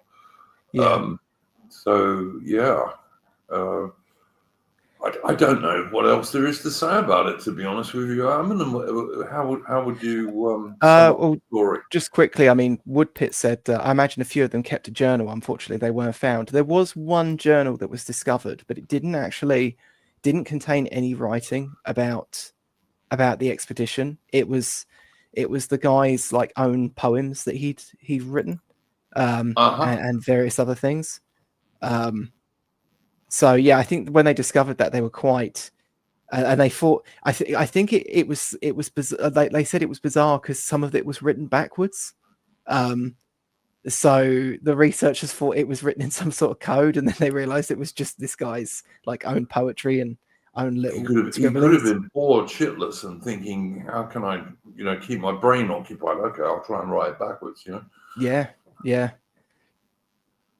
Because it must have been, they did take a library with them and stuff like that, and they had like chess and drafts and things. But and I'm sure the sailors played loads of card games and what have you. But in the end of the day, you're going to get dreadfully bored, especially in the winter when it doesn't get light. That's the other thing. In those high latitudes, in the winter, it's basically dark all the time. Yeah. The thing is, as well, is that lighter in the middle of the day, and that's about it. Yeah. The thing is, as well, is that the journal that was found was not found on the body of the person who'd written it. So someone else carried it for him then. Yeah, like they believe that maybe that was one of the people who died. And in fact, I'm pretty sure they know it was one of the people that died earlier on, and his friend had essentially hung on to it. Yeah. And as Woodpit said further up, leaving the ship must have been a difficult decision. Yeah, I mean, this is the thing. It's easy. I mean, this is the thing. It's believed that some of them turned back and went back to the ship. So yes, it was probably an absolutely awful decision to have to make. It was, You know, it's walk out into nothingness and potentially survive, but probably not make it, or stay on the ship and wait for help that probably isn't going to arrive. The chances of them getting help where they were was almost zero, I'd say. Yeah. So I mean, the thing is as well, if you go into these environments, supplies. They're going to run out. They say nowadays, if you're even if you're ever in these positions, if you're like crossing a desert or something, you should always, if you're with a vehicle, just stay with the vehicle. That's what they always say now. Much easier to spot. Yeah, much easier to spot. But then there's no air searches in 1845. No. Yeah. I mean, they had balloons, but no one was going to fly a balloon in that part of the world. I do believe some mad Norwegian tried to fly over the North Pole in a balloon in the early 20th century. And he and his companion both died, and they were probably eaten by polar bears, apparently. Bloody hell. Surely the air temperature would really mess with a balloon. Yeah, this is what happened. They were, a lot of the time, they were, because they found their diaries and stuff, they were like almost bumping along the ground. They couldn't get altitude. Yeah. And eventually the thing came down permanently and they couldn't get it up again. And they walked quite a long way. And again, they were going across islands and stuff. In the end, they think they were killed by polar bears, probably. Jesus. Yeah, I mean, well, yeah, another small one is that, of course, in the Antarctic, not only have we got Terror Bay off of King William Island, but in the Antarctic, there's Mount Terror and Mount Erebus, named after the ships. Yep. And of course, during the Ross expedition, the ships themselves were given names like that because they were bomb vessels originally. Yeah. So they were firing great big mortar shells, so it would have been a bit volcanic in some ways, you know. Yeah. And of course, Erebus is the guardian of the underworld in ancient Greece. Yeah, we did have some pretty cool naming conventions for ships back then. Yeah, I wish the Royal Navy would go back to naming their ships proper names instead of all this nonsense. I can't remember what it is, but one of the new class of little frigates that they're building, the class is called, I don't know, something fucking stupid anyway, so as not to offend anybody. You know? Oh. Yeah, wouldn't want to offend anybody blown into bits with that. Cannons from some range. As in case anyone joined late, HMS Terror actually took a prominent part in the War of 1812 and was present when the British captured Washington, D.C. as a bomb vessel. So well, this was actually, I mean, not to go right the way back, but this was actually one of the criticisms that was made of the Franklin expedition, was that they were using quite old ships, but like they liked those ships because they were tested. Yes. Yeah, and Erebus was a bit newer than Terror. I think Terror was built in the early 1800s and Erebus was built in the 1820s, so it wasn't that old.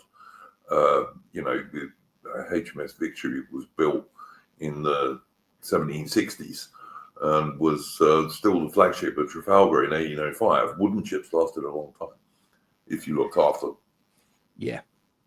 Yeah, and they were reinforced and retrofitted with all sorts of what then were modern gadgets like the steam engine and the rest of it. Yeah, and their bows were covered in steel iron plates and what have you to make them even stronger. They reinforced them in various places, which is why when they found the wrecks, they're still in pretty good nick. I mean, their masts are gone, obviously, but the hulls of the ships are in quite good condition. Yeah. But I mean, it's an interesting cover it though.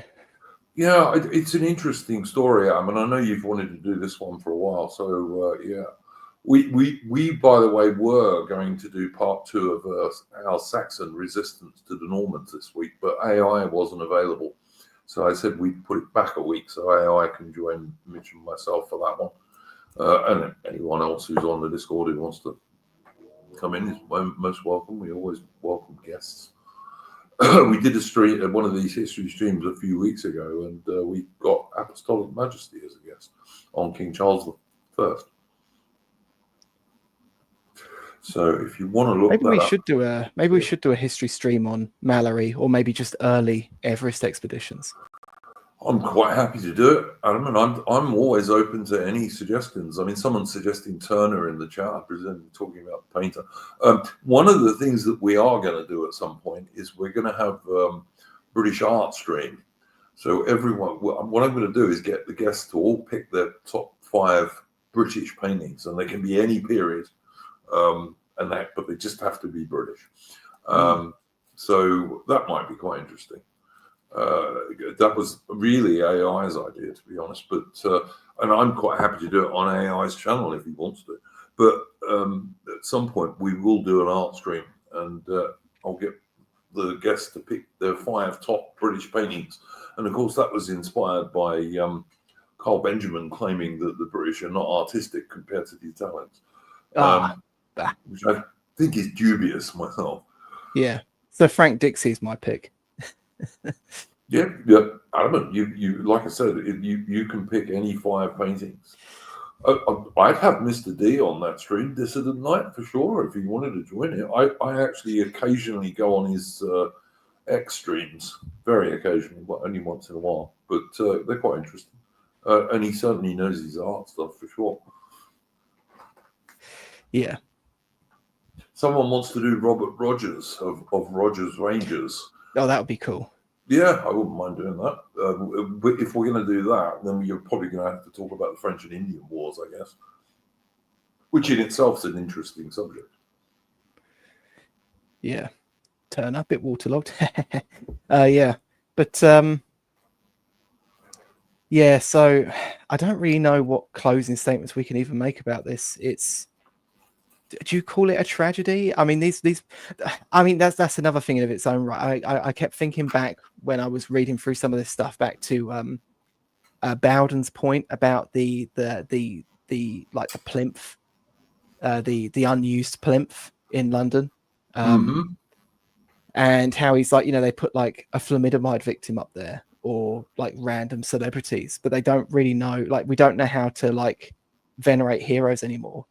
And didn't they put a fat black woman up there for a while as well, I believe? I think they did somewhere up there. Yeah, I'm not sure if it was on the plinth, but they did have an exhibit like that up there.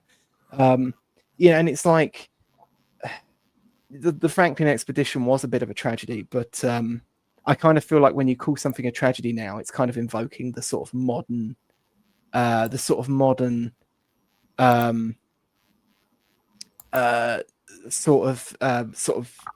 like veneration of victims that we seem to get so much of now. They certainly weren't that. I mean, yes, it is a tragedy, but it's also an adventure story. Yeah. It says something about the wanderlust and the desire to explore things that is a central part of British and European way of thinking. Yeah.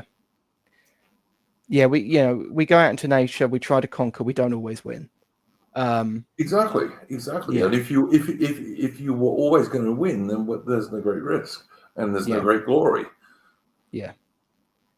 And ultimately, although it wasn't done in the way they obviously would have wanted to, they did end up actually achieving their aim because, as we talked about earlier, they were able to put the puzzle together and find the Northwest Passage from as a result of trying to find Franklin. Yeah. So in the end, the men did achieve what they set out to achieve. I suppose you could put it that way for sure. Yeah. Yeah. Posthumously. Posthumously. Yeah. For sure. Posthumously. For sure. Yeah. No, I think that's. I think that's true. I think there are people who should be celebrated. I mean, we need more men like that, not less. Yeah. There needs to be some sort of, I suppose you could say, heroic spirit, put back into the hearts of people. Absolutely right. I think that's probably the best way to end it, Adam, is that they did have a heroic spirit, and you got to have that. If you look at the difficulties of modern Western European descent nations. If we don't have a heroic spirit, we ain't going to win. I think you need it these days. You really do. We've got so many enemies, including a lot of people who shouldn't be our enemy, who are not on our side. I mean, I was watching Dave Green's stream earlier today, the distributors. Yeah. And I know you saw that too. And he was talking about people turning on the dissident right and all this kind of stuff. It's not going to happen from this side. I can tell people this. I'm not going to do it. I don't think Alman is. I don't think any of our regulars are going to do it. We're dissident right, because if you're real right, you have to be dissident right at the moment, because the mainstream right's not right at all. Yeah, screw this whole sort of I'm above it all attitude. I'm not on this side or that side. I'll save that rant for the weekend Splendid Isolation. But it does you're right, Alan. Yeah, don't deny you people who support you, and I mean, particularly, you get people who've had a lot of financial support over the years from our side, who are now repudiating them, and fuck that. I'm not up with that at all. Are there people who sometimes say and do things you don't want them to do? Sure, but you don't punch right, or I don't anyway. Just don't do it anymore. Someone's on the right, not punching right. I'm not going to do it. We have more than enough enemies. Yeah, definitely. Someone, the unknown country, says it was a heroic tragedy, and they should have a prominent place in Canadian British history. I think they do, to be honest. Someone's asking me, would I go on Millennial Yule? Yes, I certainly would. I'm supposed to be doing a stream with Millennial Woes actually on Lady of Charlotte at some point. Oh, really? Oh, with other people. Yeah, Millennial Woes asked me a few weeks ago on X. He wants to do a memorial stream for Lady of Charlotte and asked me if I'd go on. And of course, I said I certainly would. Because Lady of Charlotte was one of was a true lady in the best sense of the word, and one of the best female voices on the right, I've got to say, she was. Yeah, friend of the channel, been on here many times. Yep. Lovely to chat to in the Discord. And she was really interesting to talk to, and she had a really nice sense of humor as well. She was a true lady. And also, of course, a wife and mother as well. So yeah. I was actually talking to someone earlier about the Lucy Letby thing. Yes. And I remember when people started first saying about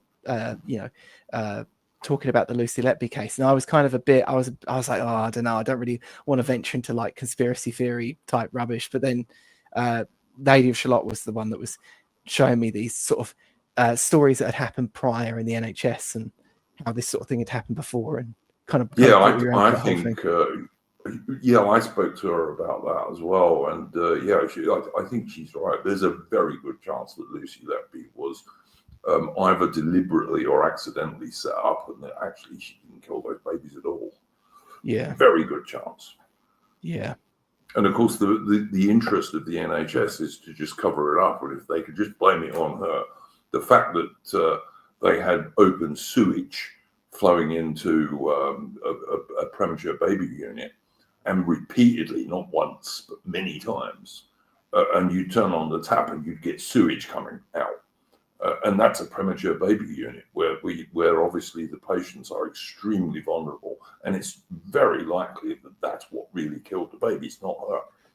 Yeah. There's very little direct evidence that she killed anyone.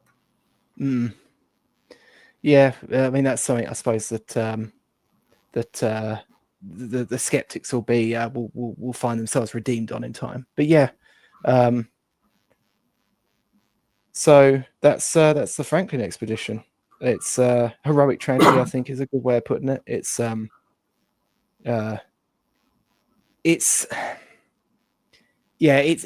to capture the public imagination, I think, for years to come. Still, it's still so much that isn't known about it. It kind of fills a gap, I think, as well. The public conscious is always kind of looking for nowadays, which is like a grandiose frontier project that isn't necessarily full of optimism. And we don't get any of those nowadays. They had quite a few of them back then. Expedition after expedition, actually, during that period. Oh, look, at some stage we'll do Richard Francis Burton, the African explorer, the British African explorer. But we'll do him at some stage as well. He's another very interesting exploration story, and I'd like to do the 19th century Australian explorers as well, because Australia is about the same size as the United States minus Alaska, and most of the middle of it is desert or semi-desert. And are these the early overlanders? Yeah, the Burke and Wills and all those people. That in itself is an interesting story. I've read a couple of books about Australian explorers, and they had a damned hard time. Some of these guys did that on bicycles as well, which is it's absolutely insane. Camels, you name it, walking, horses. Some of them had a really difficult time because it's very difficult to survive in the middle of Australia, even today. Like tourists who break down sometimes die there. At some stage we'll do Australian explorers, and as I say, I'd like to do Sir Richard Francis Burton at some stage. The guy who, along with Speke, discovered the source of the Nile. Woodpit in chat said space is the only one left. The only frontier left. I mean, I was doing some last minute research on this yesterday, and I permeated that. I stopped midway through the morning and went and had a smoke on the patio with my pipe, and I was kind of sitting there pondering it. I don't know. I think that the sea was the last one. I'm not convinced humanity's ever going to leave Earth. I don't think there's life out there. I presume you mean the solar system, Adam. Yeah. We might get something on the moon. Maybe Mars, if we could hold this civilization together long enough. But if we can hold a civilization together, I think we'll definitely get to Mars. And I hope to. I mean, I don't have that many ambitions, but I hope to live long enough to see a man land on Mars and come back. Yeah. And maybe if Elon Musk does that, I'll support him in doing that for sure. And I've got to say, Elon Musk has been a breath of fresh air on X, on Twitter. It's much more free speech than it used to be. So I give him. I don't like his transhumanism stuff at all, but his space exploration and his general support for free speech, that's all right. It's good. I'll take what we can get at this stage. We've got a song for the end of this from Patriotic Archive. Go and check his channel out, guys. That is a British folk song about Franklin that we will finish with. But I think you've just got to say these guys were adventurous. They were brave. There was some glorious things about these people, even though they ultimately died. Because brave people sometimes do die. I mean, that's if there's no risk, it's not bravery, is it? Yeah, I mean, well, this is the thing as well. Like, to go back to Franklin's previous expeditions, like he'd done 4. He'd done 4 prior to this one, and he'd managed to bring most of his men back safely on 3 of them, and only 1 of them had ended particularly badly.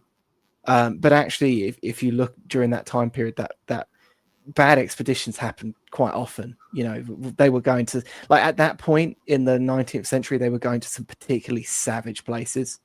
For sure. Places that we still consider very inhospitable today. The Arctic being one of the worst. But yeah. I mean, you can go and read. Oh, bloody hell! Why does his name escape me? The horror writer, the guy who wrote The Mountains of Madness. Jesus, what's his name? Do you mean the American guy? Yeah. Oh, crikey, I can't remember. The guy who Once Upon a Midnight Dark. Yeah. I mean, a lot of those sort of came out of the inspiration of these sorts of late era expeditions. I mean, Mountains of Madness is literally following an expedition into the Antarctic, not too dissimilar from the Ross expedition. For sure. Yeah. Yeah, I think these guys deserve to be remembered, which is why I think it's a good thing that we do this stream on these guys, because I'm sure, like, did you hear anything about the Franklin expedition at school? I don't think even I did, and I'm a lot older than you. Yeah, they didn't cover it when I was in school, sadly. But well, it's imperial expeditions. You can't possibly do anything about that. Yeah. We have to be ashamed of our past, Alan, Yeah. Which I don't think we should be at all. I'm not. I'm very proud of the past and my ancestors and all this kind of stuff, Yeah. But yeah, thank you for joining us as a guest this evening, Alan. Is there anything you would like to plug? No, nothing from me. All right, I'll just have a quick check to see if we got any entropy chats. We probably didn't, because the history streams are not as popular as the politics and current affairs streams, which I think is a shame in some ways. I often more enjoy these streams than I do the politics ones. For one thing, they're less depressing. So yeah, that's true. You're looking at back to glory days rather than the shit we have to put up with today. That's my view on it anyway. Yeah, all right, guys. Let's. I need to remove a couple of things, I think. What? That's not what I want to do. Oh, let's see if I can do this. Share screen. Where are we? Where did I put this? Oh, it's over.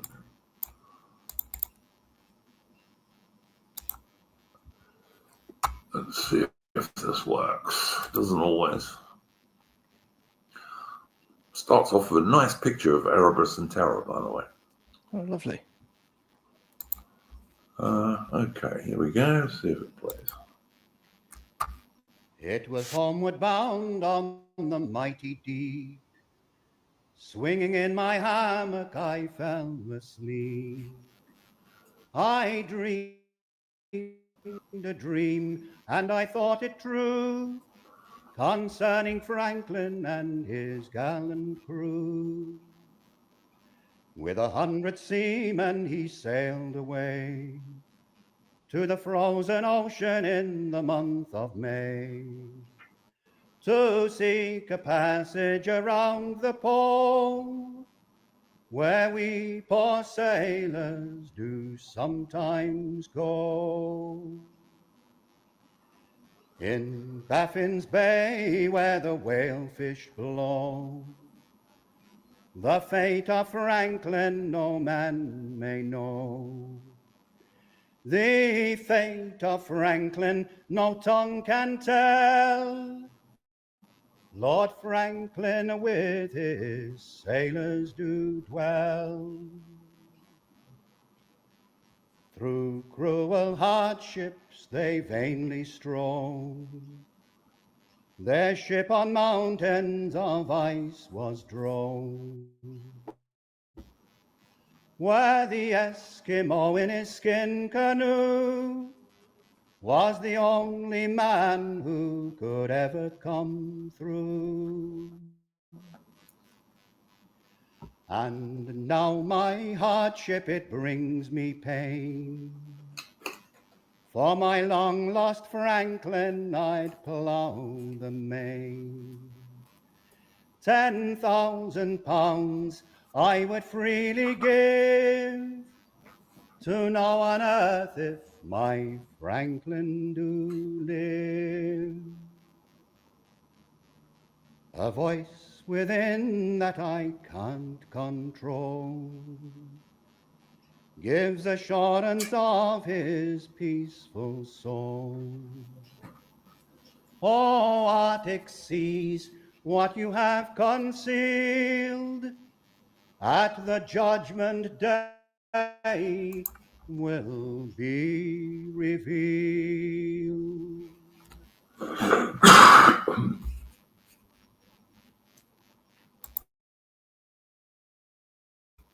And that was Lady Franklin's Lament, and it's from Patriotic Archive channel on YouTube. Do go and check out his channel. He's a friend of the channel, member of the Discord, and he's got some really good music on there. Somebody was asking who sang it. Don't know if it tells you, but let me check. Performed by a bloke called David Jones, so it wasn't the guy who sang in Sharp. No, it was somebody else. But you know, he's got a good voice for those sorts of traditional ballads and sea shanties and this kind of stuff. Okay, thank you very much to my guest, Atman. Good subject. Thought it was an interesting stream. We'll be back on Saturday for our normal Splendid Isolation Current Affairs stream. Don't know quite what we'll be talking about yet, although there's various things going on. We might talk a little bit about people repudiating the right, perhaps. But yeah, do come and join us then. And in the meantime, don't let the bastards grind you down, guys. Yeah, good night all.